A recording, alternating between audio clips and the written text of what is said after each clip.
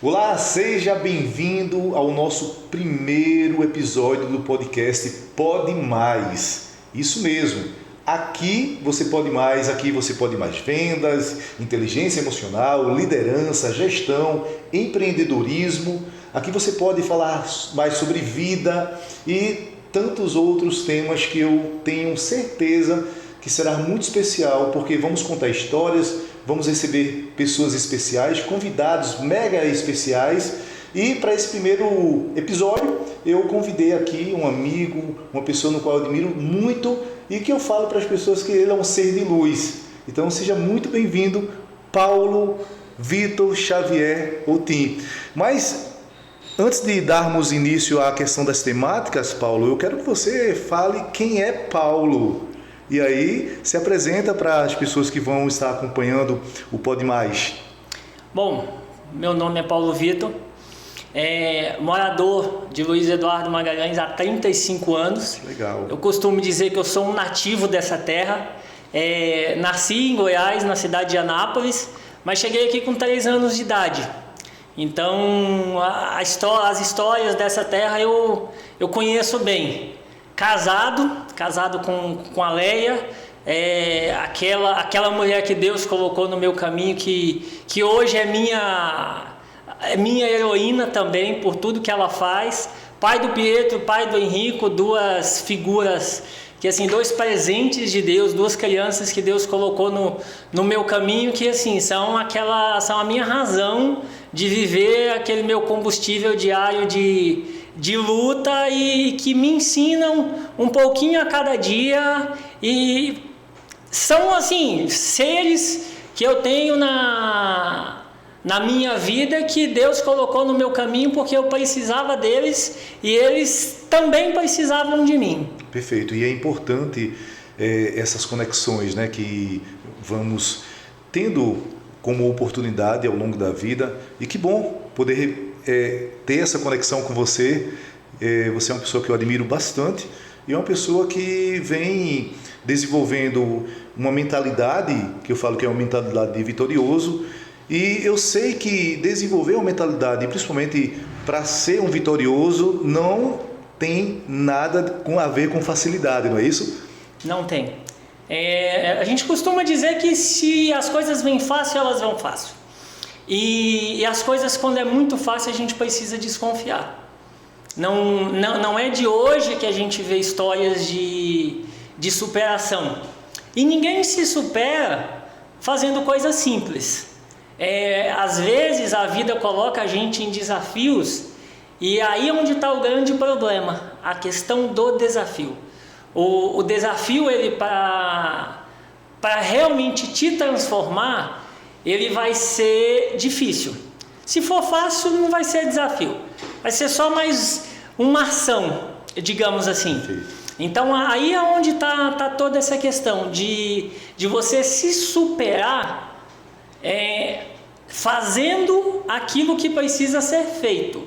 Porque às vezes é muito mais fácil a gente empurrar a sujeira para baixo do tapete, para ver um ambiente limpo. Mas o problema é que seu ambiente não está limpo, ele está com a sujeira escondida. Perfeito. E eu sempre falo para as pessoas que os desafios, a dor que sentimos em alguns momentos, ela nos torna mais forte. E é impressionante o quanto eu encontrei na dor, no desconforto, a possibilidade de crescer. E quando você cresce, me lembra muito uma frase de Albert Einstein, que o momento em que se abre ao novo, jamais volta ao seu tamanho de origem. E é perfeito essa frase. Quando eu encaro uma dor, um desafio, eu consigo sobressair a esses obstáculos. Eu tenho aí uma força muito maior para poder enfrentar outros desafios. É como se eu estivesse subindo uma escada, e que cada degrau que eu subo, eu vou me exigindo mais. Então é por aí. Eu sei que você gosta do esporte, tem muita ligação com a questão do correr, do nadar. E como é que você foi introduzindo isso, além da carreira profissional também que você vem desenvolvendo, como é que você foi introduzindo isso no seu dia a dia, mesmo sentindo esse desconforto, a dor em alguns momentos, mesmo a mente dizendo não vai não, hoje não? Como é que foi isso, Paulo? A história, que assim, eu digo que a minha vida ela mudou nos últimos 2 anos e 10 meses. A dor, ela vem para te transformar. A gente costuma dizer que a gente precisa aprender pela dor ou pelo amor. O amor ensina, mas eu costumo dizer que ele não transforma. A dor, ele transforma. Então, assim, a minha vida, ela teve uma mudança em dezembro de 2020. Em dezembro de 2020, eu fui diagnosticado com um câncer. E ouvir de um médico que você tem uma doença, e principalmente que essa doença é um câncer, a sensação é de ser atropelado. Eu costumo dizer para as pessoas que a gente se sente como nos desenhos animados, quando de repente o personagem ele se vê no meio de uma rua, vem um ônibus e caminhão e passa, e fica só aquele desenho plano, feito uma folha de papel no chão. E ouvir aquilo foi um tanto quanto complicado. Mas assim, a transformação de vida, eu acho que assim, eu comecei a me preparar quando eu tive uma notícia relacionada ao meu pai. O meu pai, ele sofreu um infarto. E quando meu pai sofreu um infarto, eu era uma pessoa sedentária. Isso há 5 anos atrás. Isso te despertou? Isso me despertou. O meu pai, ele era uma pessoa ativa. Ele é uma pessoa ativa. Meu pai, ele tem 65 anos de idade e ele joga bola 3 vezes por semana. Nossa! Então, assim, o médico deu a notícia para ele que o infarto dele só não foi fatal por conta da vida ativa. E eu tinha uma vida sedentária. Eu sou ex-funcionário de banco, então nesse período eu também trabalhava como professor, então a minha vida era trabalho. Era então, durante o dia no banco. 2 profissões que realmente exigia muito de você. Exigia muito. Durante o dia eu trabalhava no banco e à noite eu trabalhava na faculdade dando aula. E assim, não tinha tempo, digamos, para viver. E a gente chega em um determinado momento da vida que a gente acaba se preocupando muito com o trabalho, em fazer uma conta bancária, mas a gente esquece que para gastar esse dinheiro, a gente precisa estar vivo. Precisa de saúde. Precisa de saúde. Perfeito. E quando aconteceu essa notícia com meu pai, eu falei, não, peraí. Meu pai tem 60 anos. Eu tenho 33, eu tinha na época. Perfeito. Eu preciso acordar. E foi então que eu corri atrás de fazer exames, contei a história para o cardiologista, e o cardiologista falou, olha, se você quiser ver seus filhos crescerem, mude de vida agora. Nossa. Então assim, foi um baque. Então naquele momento eu resolvi. Aí eu voltei a minha vida de criança, dizia assim, porque quando criança eu praticava muito esporte. Mas depois eu acabei deixando, a gente vai colocando outras prioridades na frente e esquece um pouco da questão da saúde. E ali eu comecei a mudar, ali eu comecei a fazer alguma coisa diferente. Então foi quando eu comecei a voltar para o esporte, eu comecei a correr, eu fui para a aula de natação, eu voltei a jogar futebol. E assim, em questão de meses, eu tinha mudado toda a panorâmica dos meus exames. Então, de uma pessoa que estava correndo risco, eu já tinha mudado aquilo para uma pessoa que seria uma atleta. E costumo dizer que assim, eu falo para todo mundo, a minha fé mexe muito com a minha vida. E parecia que aquele momento era um presságio pelo que estava por vir. Então eu comecei a me introduzir no esporte naquele momento, já pensando no diagnóstico que viria ali no final do ano de 2020, passagem para o ano de 2021. Então a mente do Paulo teve um despertar através de um susto com o pai, começou aí a entrar em ação o Paulo esportista, atleta, natação, corrida, entre outras atividades. E é impressionante como é importante, Paulo, a questão do ter que priorizar a vida profissional, mas também ter que priorizar a saúde, ter que desenvolver atividades físicas, porque você falou algo que é muito importante. A questão do ganhar dinheiro sem ter saúde para poder gastar, ok? Sair, se divertir, para poder, de repente, ter qualidade de vida, que é o que as pessoas hoje buscam tanto, mas precisa ser alinhado isso, precisa ser equilibrado, essa questão das prioridades. Então, não é só desenvolver carreira profissional, é desenvolver carreira profissional, mas também ter aí atividade física como prioridade. É desenvolver atividade física, mas também ter família como prioridade e também ter boas experiências.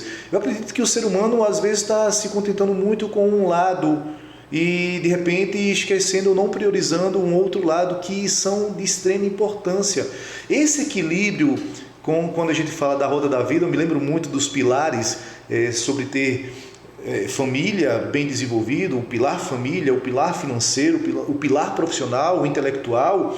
E olha o quanto você traz aí de experiência, que de repente você olhou para você, percebeu que dentro da sua casa você tinha alguém que de repente poderia ter tido um resultado, uma resposta negativa, se bem que a resposta não foi tão boa assim, mas que você viu naquele momento a necessidade e priorizou a atividade física. Então, sinônimo de qualidade de vida, de saúde. Mas você citou algo também que me chamou a atenção, que é você se preparando para uma outra fase da vida. Então fala um pouquinho como é que foi esse preparo e o que é que tua mente falava, o que é que tua mente gritava nesse exato momento. Quando você fala dessa questão de vida profissional, a questão toda é que a gente precisa buscar um equilíbrio, que eu acho que é o que falta nas pessoas hoje, é buscar o equilíbrio. E apesar de que muitas vezes as condições elas não são favoráveis a isso. Então, assim, a gente pensa muito no juntar dinheiro, no ter uma boa casa, ter um bom carro. Isso é qualidade de vida, mas assim, a gente precisa saber qual é o custo. Às vezes um carro de 50, ele vai me levar ao mesmo lugar que um carro de 100. Então, vai valer o esforço de pagar um carro de 100? Perfeito. Às vezes eu não preciso de uma mansão, uma casa vai me dar o conforto, vai me proteger da chuva, vai me proteger do sol. Então, assim, vai valer todo aquele custo. Isso é um grande problema nos tempos modernos. A gente não consegue encontrar esse equilíbrio. E, infelizmente, hoje as pessoas elas meio que vivem no automático. Elas acordam, trabalham, voltam para casa, dormem e no outro dia começa tudo de novo. E como que eu aproveitei todos esses dias? Aonde é que está indo o meu tempo? A gente hoje tem a tecnologia ao nosso favor, mas muitas vezes a gente acaba meio que se perdendo nesse meio do caminho por não encontrar esse equilíbrio. Então, assim, eu passei por esses momentos. Hoje eu olho para trás e vejo isso tudo como um aprendizado. Porque quando eu precisei realmente mudar a minha mente, isso veio como um aprendizado. Imagina. Então, quando veio o diagnóstico da doença, a primeira coisa que eu fiz, eu chamei a minha mulher e falei assim, olha, eu vou no psicólogo, porque eu preciso da minha cabeça muito boa. Perfeito. E eu ouvi a médica me falar que ela foi bem clara. Ela falou assim, olha, o tratamento, 80% dele é mental. Perfeito. 20% é o seu corpo. Eu até falei assim, mas espera aí, eu vou receber remédios fortíssimos. Como que só 20%? Ela falou assim, não, os remédios realmente vão ser fortes. Mas você precisa ter uma força mental muito maior, porque assim, vão ser dias após dias em que você vai ter que lidar com uma situação e essa situação ela nem sempre é confortável. Por que não é confortável? Hoje, quando a gente fala em câncer, no ano de 2023, a gente tem muito mais recurso do que tempos atrás. Só que a gente se apega muito com o negativo. Infelizmente, é da natureza humana a gente se apegar muito pelo negativo. Então você pode receber 100 elogios num dia. Se alguém virar para você e te fizer uma crítica, você vai dormir mal por conta daquela crítica, mesmo tendo recebido 100 elogios. E a natureza humana, ela trabalha muito em cima disso. E o que acontece? A gente se apega nas questões muito do negativo. Então, assim, eu costumo, por exemplo, falar para as pessoas que, independente da situação, você precisa tentar enxergar o copo meio cheio. E foi em cima disso que eu comecei a trabalhar. Então veio o diagnóstico, e uma coisa que mudou, eu diria que talvez radicalmente tudo isso, Rui, foi a minha primeira consulta com a psicóloga. Que eu cheguei na psicóloga e falei, eu recebi o diagnóstico, eu estou aqui por conta disso. Ela virou para mim e falou assim, eu vou te fazer 2 perguntas. Antes de descobrir a doença, você sabia o dia que você ia morrer? Depois que você descobriu a doença, você descobriu o dia que você vai morrer? Você não sabe o dia que você vai morrer. Você não sabe como você vai morrer. O que vai fazer diferença na sua vida é o como você aproveita vivo. Perfeito. Então é nisso que você se apega. Ninguém está nesse mundo aqui para ficar para sempre. Todo mundo está aqui de passagem. Então é nisso que você tem que se apegar. O quanto você vai aproveitar a sua vida. As pessoas doentes, elas morrem. As pessoas saudáveis, elas também morrem. Não é a doença que determina isso. Então isso para mim foi uma virada de chave. E nessa virada de chave foi que, assim, a minha mente, realmente ela teve uma fortalecida. Como eu disse, eu sou um ex-bancário. Então, assim, ali dentro a gente trabalha muito no limite. E quando veio o diagnóstico, eu tinha pouco menos de 3 meses que eu tinha pedido demissão, e pouco mais de 4 meses que eu tinha sido afastado por problemas psicológicos. Então, assim, eu tinha naquele momento talvez todos os indícios de que eu sofreria. E na verdade foi exatamente diferente. Você não optou por essa escolha. Você olhou para o lado positivo. Olhei para o lado positivo. E é interessante porque as pessoas, em alguns momentos, elas não conseguem entender que mesmo no cenário não tão bom, existem coisas que te levam a encontrar, a desenvolver experiências que são benéficas. Falando da tua história, eu lembro muito bem da história do meu filho. Eu tenho um filho com 10 anos, o Inácio, meu filho mais novo. Ele, com 1 ano e 9 meses, descobrimos um câncer maligno, um câncer bem agressivo e que para a medicina não tem cura. Então, dali em diante, toda a estrutura mental do meu filho foi desenvolvida de forma positiva. O cenário não era confortável, não era bom, não era ruim, mas o que é que aconteceu? Eu preferi olhar para as possibilidades. Então, existem 3 coisas, Paulo, que você falando e eu, pela experiência que eu tenho de saúde com meu filho, eu volto aqui a falar mais uma vez e vou falar sempre, que não adianta só você ter a questão do medicamento, a questão da medicina, dos protocolos, porque isso aqui é um braço. Ok? Não adianta também você só esperar que a medicina venha fazer ou trazer a cura para você, desde que a tua mente ela não se permite a ser curada. Então não adianta. Eu falo que a medicina com um protocolo adequado, eu falo que você precisa ter uma fé muito grande com o seu Deus, mas também eu falo que você precisa desenvolver uma mentalidade muito positiva. Então são 3 grandes pilares que eu sempre estampo como experiência própria com o meu filho, e você falando aí, isso me confirma também que eu tenho que ter uma boa cabeça, uma boa mentalidade, eu tenho que ter uma inteligência emocional muito acima da média, porque eu vou ser exigido em relação às minhas emoções. Eu preciso ter uma fé realmente muito forte em Deus, e eu preciso também fazer uso dos protocolos que vêm da medicina. Então, essa tríade é a tríade que você também usa. Exatamente.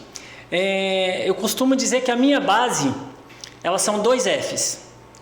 É fé, porque eu acredito muito em Deus. Perfeito. Eu tenho sempre comigo que a minha cura, ela vai ser dada por Jesus Cristo. É o que eu acredito. Perfeito. E o meu outro F é família. É a minha família. E nesse F, onde eu coloco família, eu também coloco os amigos ali. Então alguém poderia dizer, mas você não fala, os seus amigos te ajudam tanto. Eu falo, não, é que quem me ajuda, os amigos que me ajudam, eles são família. Perfeito. Então assim, são esses 2 Fs, é fé e família. É Deus que me sustenta. É a minha família que é a minha base. Como eu disse no início, eu tenho 2 filhos, o Henrico e o Pietro. O Pietro hoje ele tem 6 anos, o Henrico tem 4.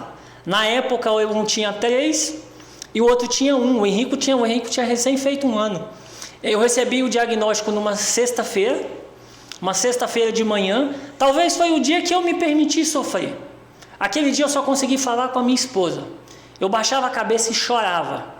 Como eu disse, você receber um diagnóstico desse é pesado. Demais. Muito complicado. Mas assim, passei aquela sexta-feira de cabeça baixa, chorando, sofrendo, mas eu consegui dormir. Eu achava que eu não ia conseguir dormir. Eu consegui dormir. No sábado, quando eu acordei, Deus me guiou ao quarto dos meus filhos. Não existia outro caminho na minha casa a não ser chegar no meio da cama deles, olhar para os 2 e falar: se eu não lutar por mim, eu vou lutar por vocês. Perfeito. Então assim, Deus começou a me preparar exatamente naquele ponto. Olha, você se alimentando de uma força, inabalável, uma força realmente que vai te trazer aí. Eu precisava buscar essa força. E assim, ela vem dos meus filhos, ela vem da minha esposa. Perfeito. Porque assim, é uma pessoa que em nenhum momento ela me abandonou. E os momentos que eu talvez pensei em me abandonar, ela foi lá e me levantou. Ela falou assim: não, a gente está nessa luta junto. Então a gente vai continuar nessa luta juntos. Você não está sozinho. E assim, e a minha família, quando veio, são os 3. São os 3 porque os que vivem embaixo do meu teto. Mas tem muito mais gente. Tem meu pai, tem a minha mãe, tem a minha irmã, que no primeiro instante também sofreram, mas eles entenderam que precisava lutar. Tem o meu sogro, tem a minha sogra, tem os meus cunhados, que eles precisavam. Tem toda uma base aí. Tem toda uma base, assim, eu tenho um grupo de apoio, digamos assim. Perfeito. E são pessoas que em nenhum momento pensou que talvez eles não iriam dar conta e eu vou abandonar porque não vai. E aí vem a questão dos amigos. É o dentista, é o psicólogo, é o personal da academia, é o meu professor na natação, é o meu fisioterapeuta. Então assim, são pessoas que eles trabalharam em prol de me ajudar. Perfeito. Então quando eu recebi o diagnóstico foi um baque. Mas assim, quando eu olho para o meu barco, eu vejo que quem guia o meu barco é aquele cara que a gente só ouve a história dele, mas que é aquele cara que enche a gente de força, que é Jesus Cristo. E eu olho para o lado do meu barco, ele está repleto de pessoas que seguraram a minha mão e falaram assim: estamos juntos. Em nenhum momento, não é que eu não me permita, mas eu falo assim: eu não posso fraquejar. Eu não posso fraquejar porque não é uma luta que é só minha, é uma luta de muita gente. Então essas pessoas, elas estão comigo, eu preciso utilizar isso ao meu favor.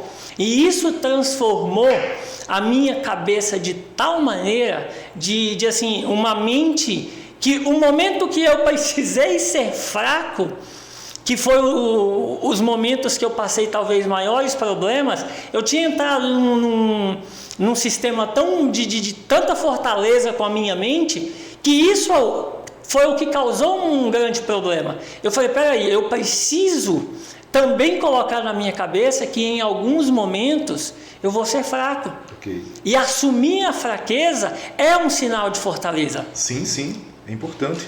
E uma coisa que me chama a atenção é que mesmo tendo um diagnóstico desse, Paulo, você não deixou de fazer algumas atividades que eu vejo muito pessoas fazendo ao contrário, porque recebeu um diagnóstico de uma doença, não sei, talvez grave ou não, mas é impressionante como a nossa mente ela nos coloca em situações boas, favoráveis ou então não. Vai depender das escolhas que fazemos. E o mais interessante é que se eu escolho buscar oportunidades, crescer mesmo nos meus desafios, eu tenho respostas diferentes. Mas se eu escolho ficar onde estou, acomodado, porque tem muita gente aí que de repente não tem um diagnóstico de uma doença, mas está acomodado, está ficando uma pessoa doente. E é impressionante porque você que está acompanhando agora, pense nisso. O que é que tem acontecido na tua vida que te deixa paralisado e que de repente não está ligado à saúde? E sim as escolhas que você teve, as escolhas que você faz e que te leva a ficar limitado por não ter um resultado agora, por não ter um resultado bom agora. Mas é impressionante, Paulo, o quanto a nossa mente ela pode nos levar a ter saúde, resultados melhores, expressivos, extraordinários, mesmo em um cenário não tão favorável, ou a nossa mente ela pode nos aprisionar e adoecer, não só ela, mas o nosso corpo, e aí chegar a resultados que não desejamos, que não queremos. Então, com você não foi diferente, você trouxe essa capacidade, e isso vem através de treino, que eu sei, ou seja, de tanto treinar, de tanto olhar, mesmo sentindo dor, e em alguns momentos você, poxa, o que é que eu vou fazer? Eu vou executar aquilo que precisa. Então, mesmo com esse diagnóstico, você continua a fazer coisas que de repente uma outra pessoa não faz, porque se acha debilitado. E como é isso? Rui, tem uma pergunta que as pessoas fazem com uma certa frequência, ou faziam. As pessoas perguntavam assim: dá para ter uma vida normal com uma doença dessa? Nossa. Primeira coisa que a gente precisa, que eu falava para as pessoas primeiro a gente precisa definir o que é uma vida normal. Perfeito. Porque assim, tem pessoas que a vida normal é chegar em casa, deitar no sofá, não é tão normal ligar assim, uma televisão e esperar a hora de dormir. Entendi. Pegar uma comida na geladeira, botar no micro-ondas, esquentar, comer e acabou.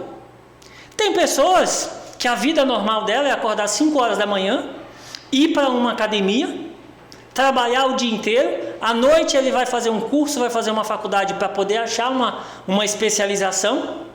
Então, existem diversos tipos de vidas normais, digamos assim. E eu já fazia muita coisa. Então, quando eu recebi o diagnóstico, eu até me lembro de do dia da consulta com a médica, que a médica ela tinha falado que o tratamento mais indicado era a quimioterapia, a princípio seria a quimioterapia, e ela foi falando tudo aquilo que poderia acontecer em consequência da quimioterapia. E ela me passou a palavra assim: você tem alguma coisa para perguntar? A minha pergunta que eu fiz para ela assim: eu posso continuar fazendo as minhas atividades físicas? Ela deu uma olhada assim: pode. Só que você precisa entender que seu corpo vai passar por algumas transformações e você precisa entender que ele vai ter novos limites. Ok, tem suas limitações, é uma outra realidade. Então assim, você precisa começar a prestar atenção no seu corpo. Perfeito. Eu falei, tudo bem. Aí ela falou assim: eu tenho não sei quanto tempo nessa profissão, as pessoas me perguntam em quanto tempo o cabelo começa a cair, se eu posso comer isso, se eu posso comer aquilo, mas ninguém nunca me perguntou se poderia fazer atividade física. Eu falei, olha, você já falou tudo que ia acontecer, eu preciso saber aquilo que eu posso fazer. E assim, e realmente, Rui, é uma transformação, e a gente precisa fazer essa readaptação, é uma espécie de renascimento. Tudo aquilo que eu fazia antes eu vou poder fazer depois? Não é uma pergunta simples de responder. Mas assim, eu falo que depois do diagnóstico, depois da doença, talvez eu tenha aprendido a viver muito mais, porque eu tenho passado a dar atenção mais aos detalhes. Mas Paulo, o nosso tempo está acabando, mas antes de finalizar, eu vou pedir para que você deixe uma mensagem para finalizarmos o nosso episódio de hoje com o pé direito. Que mensagem você poderia deixar para essas pessoas que acompanham? A mensagem que eu deixo para essas pessoas, Rui, é que assim, não existe roteiro, não existe ensaio. O que existe é força, o que existe é foco e principalmente o que existe é fé. Como você vai usar as ferramentas que você tem em mãos é o que vai determinar o caminho. Porque assim, muitas vezes você pode ter uma Ferrari na sua mão. Se você não souber como dirigi-la, você não vai chegar a lugar nenhum. Então você precisa ter na sua vida força de vontade e determinar que você é forte, que você sabe aonde você quer chegar e que, independente das circunstâncias, você precisa saber chegar e encarar esses desafios. Eu vou ficando por aqui, agradeço muito a tua participação, Paulo, foi muito rico mesmo os teus ensinamentos, e temos encontro marcado em um novo episódio temos encontro marcado em um novo episódio de um podcast Pode Mais, então até lá!